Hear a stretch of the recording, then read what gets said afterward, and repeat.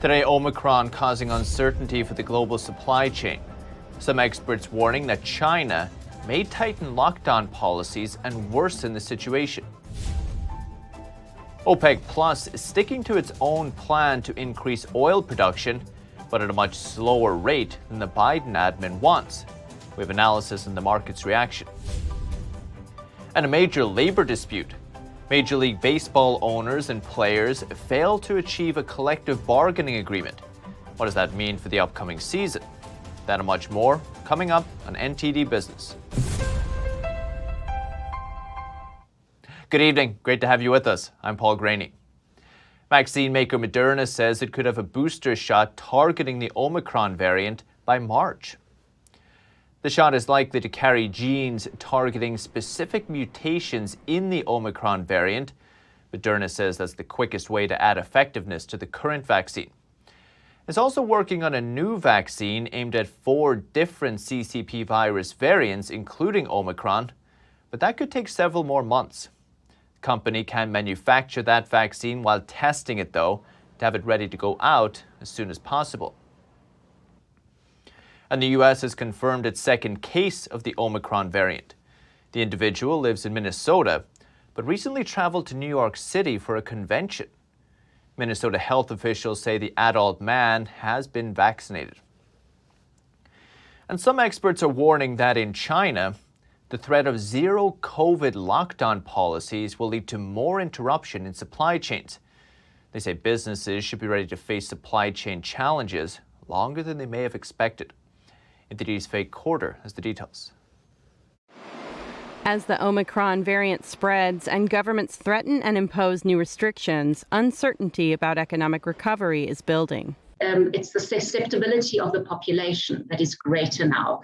Under this new virus threat, analysts think China is expected to intensify its zero COVID policy, and the knock-on effects could greatly worsen the supply chain bottleneck. So what is China's zero COVID policy? All positive COVID cases and those who have had close contact all have to undergo strict quarantine. At the same time, the government will close off the affected neighborhoods for at least 14 days, then have at least one round of COVID testing for everyone in the neighborhood or even the whole city.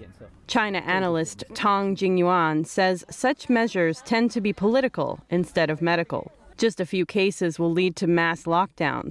He says under such a policy, if coastal port cities suffer a partial outbreak, their ports will carry out stricter checks and may even shut down. Right now, the average shipping time between China to the U.S. from port to port has increased to 30 days from 20 days in 2019. According to the World Shipping Council, among the top 10 busiest ports worldwide, 7 are in China. As for businesses already facing supply chain woes, they should be ready. Look, we're going to move forward, but at any given moment, be prepared.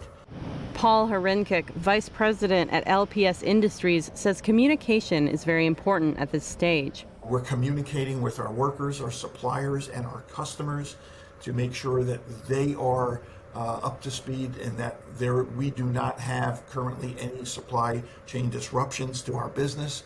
Oxford Economics estimates if Omicron hits supply chains, Asia's gross domestic product is likely to decrease 1.6 percentage points next year. Faye Quarter, NTD News.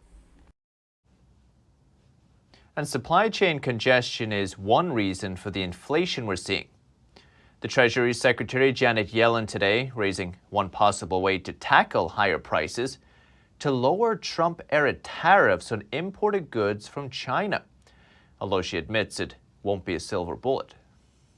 You know, it's not a game changer, but I think the tariffs do contribute to higher prices in the United States.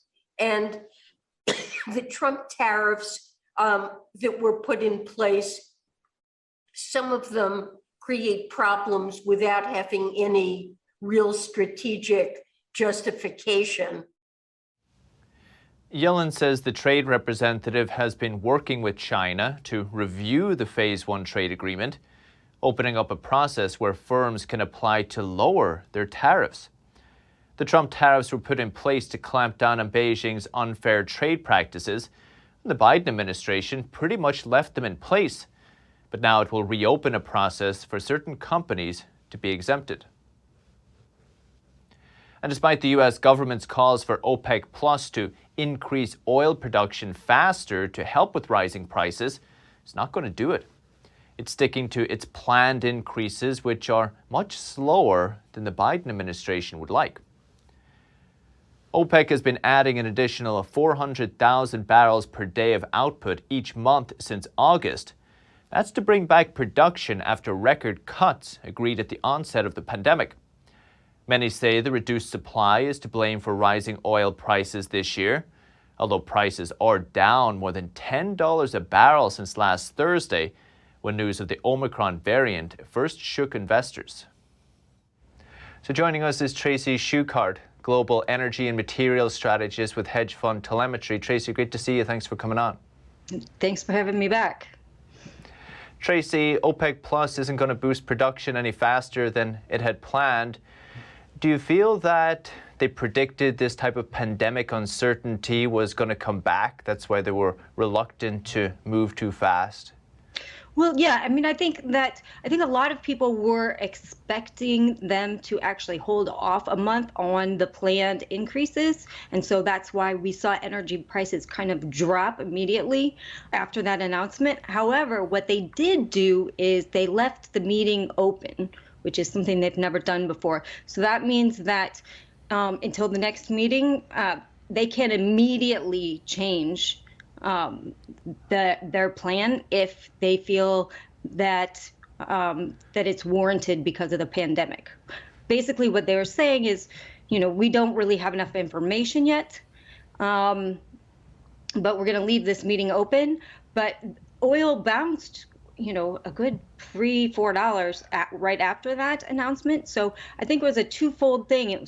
The market was relieved that the meeting was left open, but it also kind of gave the market confidence that OPEC went ahead with the planned cuts.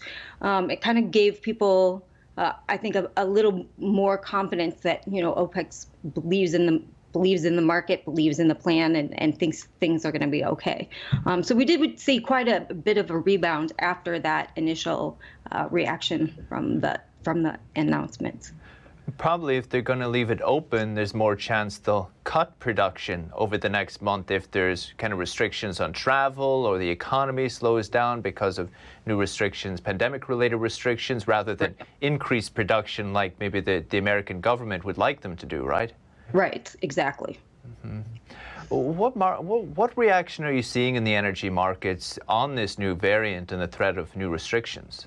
Well, I mean, we've seen obviously an incredible pullback, right, in oil prices. In fact, the dip in oil prices is actually factoring in a minus 7 million barrel per day in global consumption, which is just about as much as we had when we initially shut down in 2020. So, this market's so obviously very skittish. The broader markets are also very skittish, but I think that, it's staged a huge overreaction. I don't think, we're not going to see the whole global world shut down again. We are seeing some countries in Europe, and we are seeing travel restrictions from some countries. But, we just had Biden on today who said we're not going to shut down, the United States. But I think it's been interesting because near Delta time, at least, I think we were informed, or at least some way informed, that there could be new variants, right? I don't think there was ever an idea where this is it, right? Maybe people felt with the vaccines coming in, maybe it's not going to be affected anymore. So I'm surprised that there has been such a reaction just to a new variant when I think a lot of us may have seen it coming, right?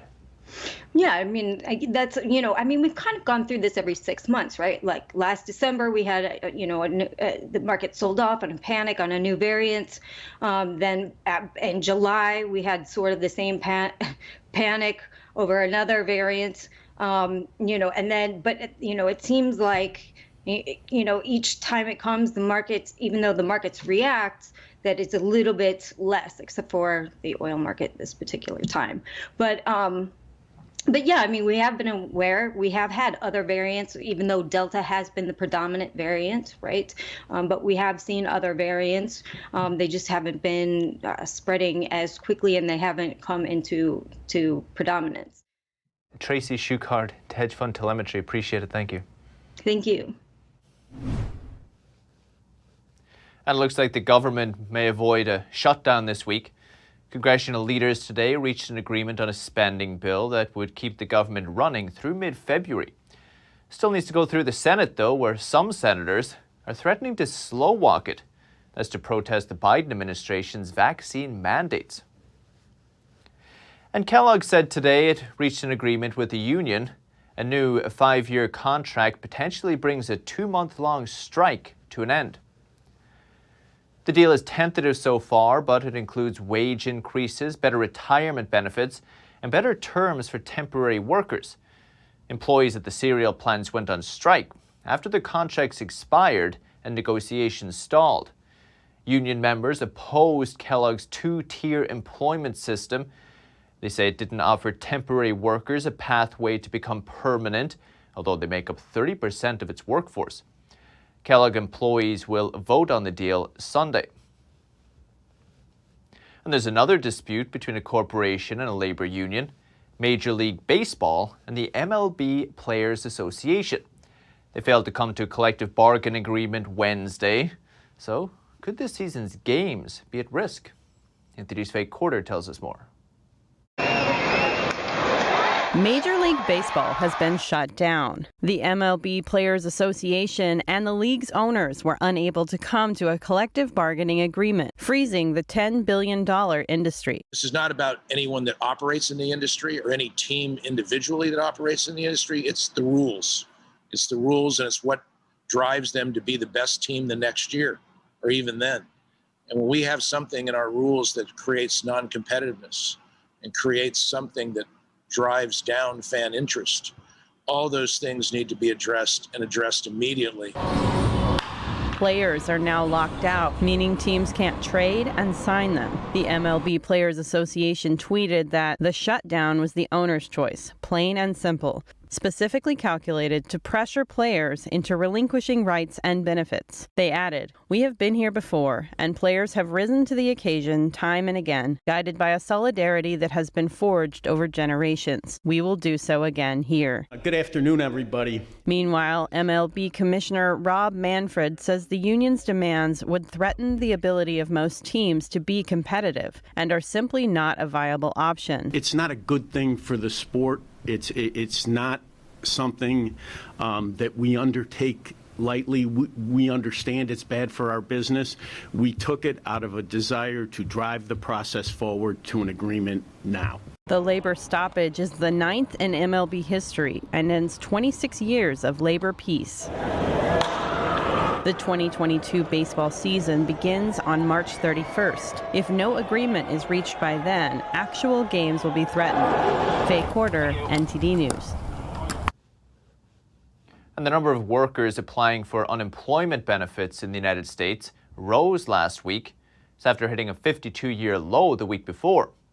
But analysts generally expected the rebound in part due to seasonal data adjustments. The Labor Department said first-time filings came in at 222,000 for the last week, but continuing claims fell by 107,000 to 1.96 million. That's a pandemic-era low. And so with the labor market continuing to tighten, it's harder for businesses to hold on to talent.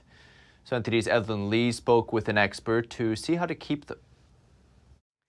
During a worker shortage, it's more important than ever to retain your workers. So joining us now is Kelly Keenan. He is a brand story expert and author, and he's got some advice on that. It's great to have you with us, Kelly. Thank you. It's great to be here. So what are the key considerations when it comes to retaining workers? You know, I think there's been a lot of shift in the last couple of years. You've got some people that don't want to come back to work. You've got some people that want to work from home. And I think the biggest factor is, really making sure that companies are illustrating, what that opportunity is like again, refreshing people's mind what it's like to be back in the workforce. I always say that, you have an opportunity with so many channels to educate people on your company and your culture. And now more important than ever, you need to get out and do that. It used to be that hiring retention was a lot easier. Now there's so much competition and everybody's saying the same things. You got the same salaries, you got the same perks, all that. And so your culture is really what separates you. It's really what makes people say, hey, I want to be a part of that organization. And when it comes to retention, it also shows appreciation for your team when you can celebrate your culture and what you're doing, and it goes outside of just kind of selling people and talking to them about the same exact, benefits and salaries. You got to kind of tell them who you are and educate them on that. And how big of a role does branding play in that? How important is that to retain employees? I think the brand is everything, and today the brand is more than just what you put out there to the consumers. It's also the brand it's how you treat your team, it's how you treat your community, and people, they have all kinds of options out there. People don't have to work for your company, so your brand needs to be inclusive of all those aspects, and you have to tell a comprehensive story that includes all that, because that's what's going to make people say, man, I was missing that in my old job, or that's really what I want to be a part of. And everybody builds trust in different ways. Some people are emotional, and some people, they want to feel good about what they're doing. Some people are, operational. They want to understand the mechanics of the opportunity. And then some people are just results oriented, and they want to have empirical evidence to say this is who we are and what I can expect and the reputation you've earned. So the key is to tell that comprehensive story that kind of works all of that in and gives that personality, but also, the ways that people can build trust and in a comprehensive way. You have to cover all those bases, and that's really the key. And what's the number one reason people leave their workplace right now, if there is one? I think people are leaving because they have, better choices, or maybe they're just not connecting. People don't understand their role in the story. That's another thing. When you celebrate who you are and you give people an understanding of your core values and who you are as a company, and people will see whether they fit or whether they don't fit. And, you want to make it easy for them to feel like they're, appreciated and where they fit in. And if they don't fit in, then that's a reason for them to leave. And you get other people that do fit in. And the key with that is you don't have people that want to just flip and go different places. When you connect on that level, you end up getting those long-term relationships. And that's how everybody wins. Everybody wins when people who are there want to be there, they connect with their role, and they feel appreciated. And I think that's why a lot of people are looking, because they don't feel that attachment, or else they don't know how to connect in that way.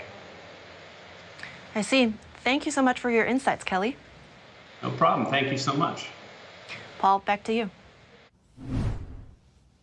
Thanks, Evelyn. And in today's market news, Wall Street saw a broad rally today, closed sharply higher, recovering ground from recent session lows.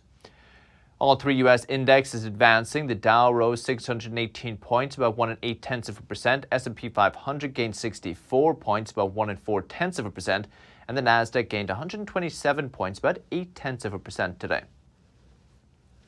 And American investors could have more information on the Chinese firms they're investing in. The SEC has new rules for Chinese companies listed on U.S. exchanges. They have to disclose whether they're owned or controlled by the Chinese regime. Otherwise, they may be delisted. They also have to provide evidence of their auditing inspections.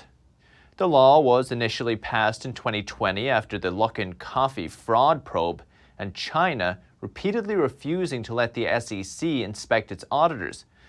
The new rule could lead to more than 200 companies being kicked off U.S. exchanges. And still to come this evening, you have a chance to stay at the famous house featured in the movie Home Alone. It's only for one night though. What's included in the deal? And Tesla launching an electric four-wheeler for kids. What's it based on, and how much will you have to fork out? That and much more coming up on NTD Business.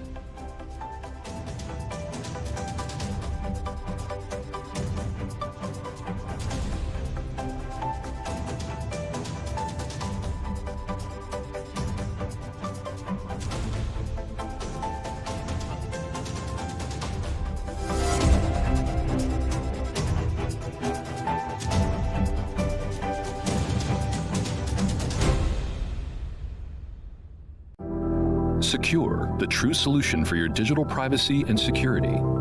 Secure is a private and secure messaging and email solution hosted in Switzerland, using military-grade encryption and Swiss privacy laws, giving you true privacy.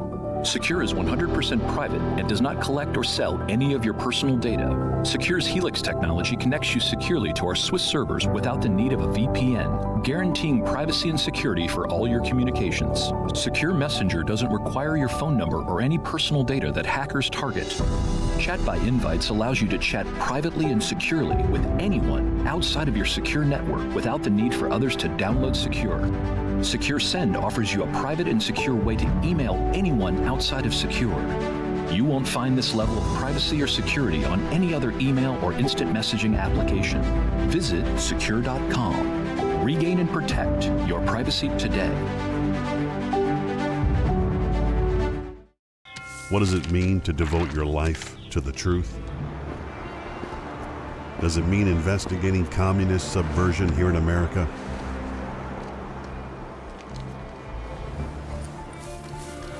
Does it mean exposing the deadly fentanyl crisis in the Midwest? Or spending late nights and covering deep government corruption? Does it mean persevering over 20 years, even after 4 masked men set one of our printing presses on fire last year? Because at a time when America's traditional values are under attack,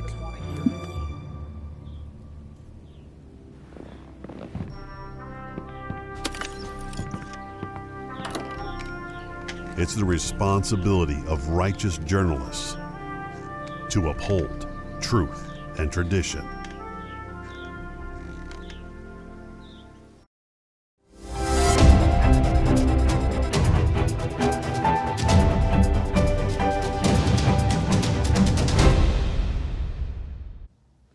Welcome back. Ford says its F-150 is America's top-selling truck for the 45th straight year. It's also the country's top-selling vehicle overall for the 40th straight year. It's managed to stay on top of truck sales from Stellantis and General Motors. It's also managed to stay on top during the chip shortage and part shortage that caused rolling shutdowns at Ford plants. Even with all the good news, Ford's F-150 sales were down 7% from a year ago. And Tesla has launched an electric quad bike for kids. It'll cost $1,900, and the four-wheel ATV is called Cyber Quad for Kids. It's inspired by Tesla's Cybertruck. The company says the vehicle will begin shipping in 2 to 4 weeks, but if you live in Hawaii, Alaska, or Puerto Rico, you're out of luck. It says it can't ship to those places yet, at least. In 2019, Musk tweeted that an electric ATV would arrive as an option for Tesla's much anticipated and yet to be launched Cybertruck.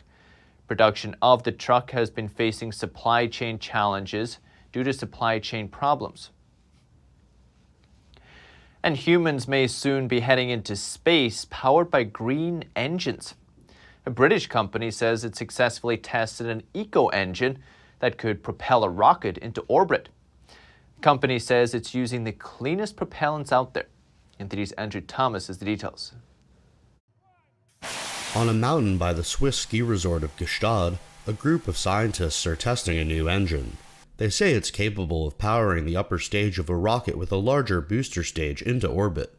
The exhaust speeds of the Pulsar fusion engine recorded at Mach 7. We wanted to see the engine running at full pressure, which we achieved with our first test in Switzerland. And to do that, you have to have liquid fuel rather than a gas fuel, which is what we did. And then we wanted to supercharge the engine using nitrogen, and that also worked. CEO Richard Dinnan argues there's potential for expansion in the European and worldwide space industry. worth billions if investors can be found. We have a different mindset when it comes to investing. The Americans are very happy to fund things for the technology with more conscientious investing, whereas people in England seem to be they're more interested in quick money and short investment horizons, and that's just not how you invest in sort of space. According to Dinnan, the engine is powered by nitrous oxide and high-density polyethylene. He claims the combination is cleaner than fuels which power existing rockets. A lot of engines can be putting out really horrible toxic fumes, things which we really don't want in the environment, and you really be some really nasty sort of products. Whereas having a majority of water and a little bit of CO2 makes it a very desirable engine. In fact, it's one of the cleanest designs around. The company's ultimate aim is to design a rocket engine powered by fusion.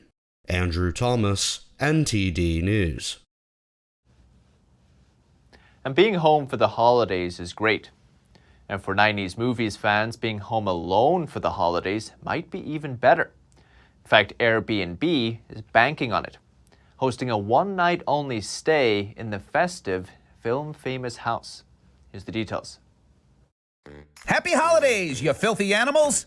The house made famous by the Christmas classic Home Alone will play host to guests for a night this holiday season. I know, right? The Chicago area home, still frozen in its silver screen state, will host an overnight stay via Airbnb on December 12th for the ridiculously low price of only $25. That's only a few bucks more than Kevin's grocery bill. 1983. Man, those were the days, huh? Many are expected to try, but only one will win the 4-guest booking, complete with all the trimmings like faux booby traps that you can set, a candlelit mac and cheese dinner, and an up-close and personal meet and greet with a real tarantula. That's the latest business updates for today, but you can still catch NTD Evening News with Stephanie Cox. That's at 6:30 p.m. Eastern. For NTD Business, it's all for today. Thank you for watching. We'll see you tomorrow.